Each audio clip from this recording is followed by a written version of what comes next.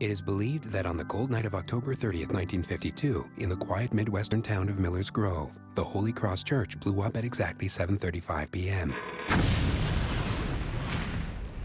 The explosion forced 15 of the town's citizens to deeply reflect upon the heretofore inconsequential details of their lives, for all had narrowly cheated death by arriving late for choir practice. Reverend Smithy had gone to light the furnace in the church that afternoon so that the choir members wouldn't be cold upon their arrival that night for practice. He then went home to dinner with his wife and son, but when they were about to leave, the baby soiled his overalls. The Reverend had to wait while Mrs. Smithy disposed of the nappy. Meanwhile, the twin girls on Maple Street were ready for practice, but their car would not start. They called their classmate Sadie for a ride, but she was preoccupied with a science project due the next day. Hank the butcher was watching his two boys waiting for the babysitter who was running late. Despite her best efforts, Gertrude, the choir director, couldn't rouse her napping daughter, Beatrice, the choir's pianist. Dan and Anna, a newlywed couple, broke their habit of promptness that night because they were eager to hear the end of a 7 to 7:30 radio program. Dan's Uncle Frank was just plain lazy, staying in his house until the last possible minute. Firefighter Ted was in the middle of a different emergency call prior to the church explosion. At least 8 separate unconnected reasons for none of these people to arrive on time at 7:30 p.m., and not a single one of them had yet arrived to meet their deaths 5 minutes thereafter. The odds of this fortuitous chain of events work out to be a 1 in a million chance. But the choir members spoke nothing of odds. They believed their lives were spared by divine intervention. Was it the same winking God that showed his hand nearly 50 years later in Africa, where on a stormy evening on a soccer field in the Republic of Congo, lightning struck?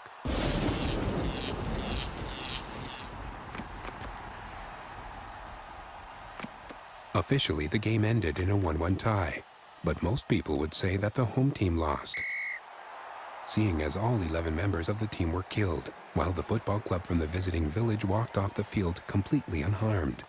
Family members insisted that the only way this freakishly fatal event could have occurred was by practice of voodoo magic.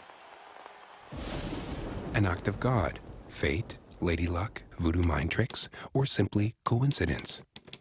Mathematicians devote themselves to eliminating the taint of coincidence in our lives, calculating the odds of pure happenstance.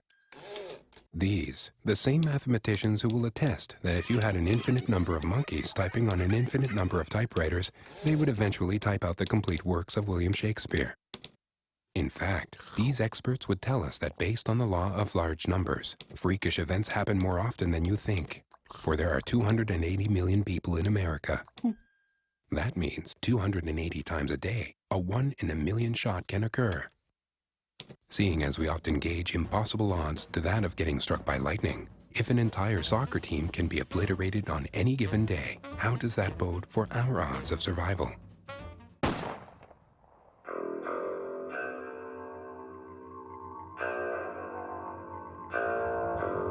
People's anxieties of what is possible have changed since 9/11.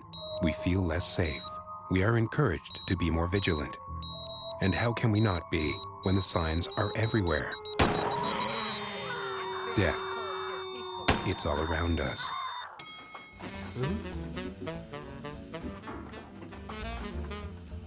With eyes wide open, we can limit deadly risks by taking the right precautions.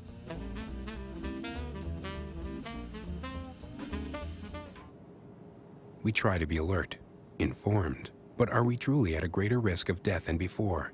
Or are we just more aware of danger around us? After all, air travel is the safest mode of transportation in the world, isn't it?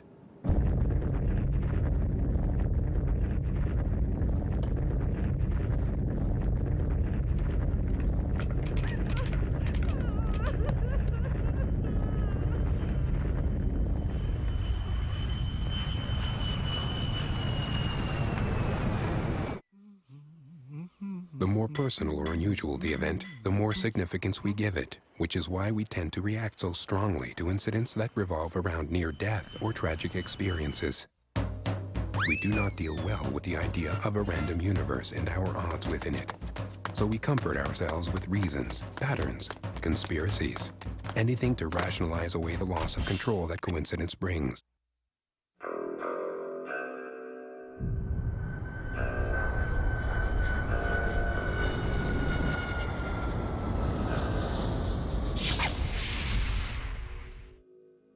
Of all the wonders that I have seen, it seems most strange that men should fear, seeing that death, a necessary end, will come when it will come.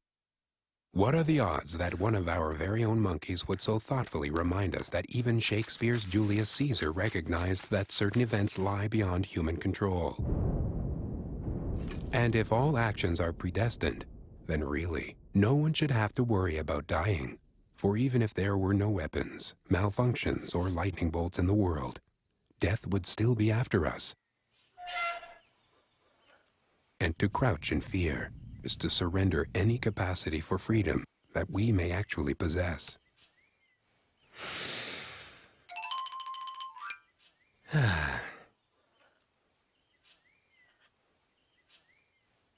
Feels good to be alive.